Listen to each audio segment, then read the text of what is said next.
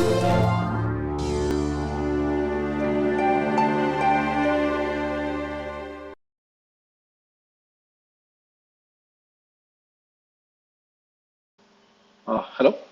Yeah, welcome back. This is the demo that I was talking about.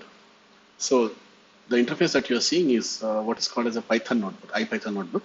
So it is done using Jupyter and in Anaconda platform. We will share the details. When we will post this on GitHub, you'll be able to download it and actually run it if you're interested. So this particular thing is actually showing you how the wave functions are calculated. Sorry, let me do this. So the wave functions are calculated for finite and infinite potential wells. Okay, this is taken from this paper basically. It's by Cernek and others. Basically, it's called a Python program for solving Schrodinger equation. The reference is provided and the link is there. So you can actually go through it. It has a lot of interesting things that we were talking about. So this details will be useful for a master's level student. I just wanted to add it just to make it complete. Okay. For an undergraduate student, I don't think you need to understand what is there, how the code is done. You just can observe what is happening. So here, what we're doing is we're taking a potential well. The details are all hidden from you. Okay, you don't have to worry about it. So what we are doing is we represented this potential well, right, of a certain width, and there are certain energies. Okay, so we saw that the width is in the denominator, L square is in the denominator. So what happens if I increase my width, right? So if you look at these are some numbers, basically arbitrary units. So right now the width is 3 and n is 4. N is basically the number of eigenstates allowed. So calculated, okay? So 1, 2, 3, 4. You can actually calculate more eigenstates, there's no problem, okay? This is an infinite potential well. We cannot show infinity in a graph, but it goes up, right? So as you increase the number of energies, you can get more and more, of these things.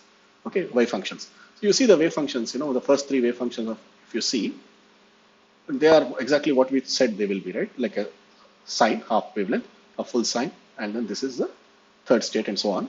And the energy, for example, let's take the reference of 4.9 EV, right? Let's say it's EV, arbitrary, 4.95, okay? So right now it is 5, the topmost state, okay? So you will be able to actually play around on your own and analyze it, okay? That's why we want to post it, okay? Okay. So now if I decrease my width, what happens? Energy should increase. And that's exactly what you see. From 5, it became 11, okay? And if you increase the width, it should become lower energy, all right? And you could actually compute these energies. What is the difference in energy 1 to 2? Or if there is what is the difference in energy? Okay, just like we mentioned the absorption, right? You can have an absorption from first level to second level and all that. You can compute these things. Okay, this is basically the infinite potential well, and we have also done this for a finite potential well. Finite potential well means there is a certain depth you can mention, right? And so in this case, we saw that. Let's just take 2 wave functions. Well, this is not wave function, number is not there. So basically A is basically width of the well and D is the potential depth. Okay. So let's say if I have the depth as 30, okay, it's arbitrary units, let's take it as EV anyway. Okay. So now as I increase, you see that there are these wave functions and the topmost wave function is actually penetrating into the barrier, just as we showed in the graphs. Okay. So you can play around with this. Let's say I reduce my width. Okay, what happens? What would you expect if the width reduces? Okay, I would say that there will be more penetration. And you see this? The cyan, the bluish color is actually penetrating more into the barrier. Okay, or you come back and then now you say that I'll actually increase the width.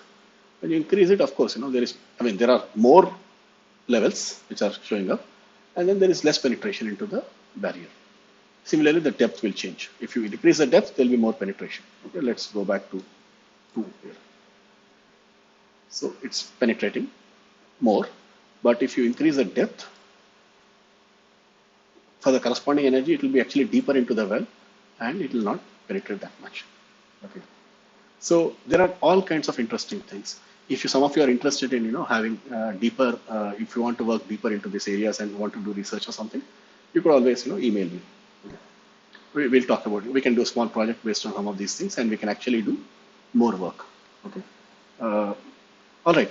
There is also a small self-assessment quiz which we added into this.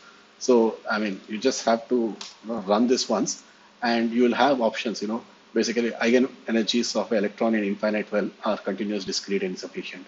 You could simply submit a cross check for yourself. Okay, is it continuous? No, right? Eigenenergies of electron in infinite well are discrete. They are not continuous, right? That's what we said.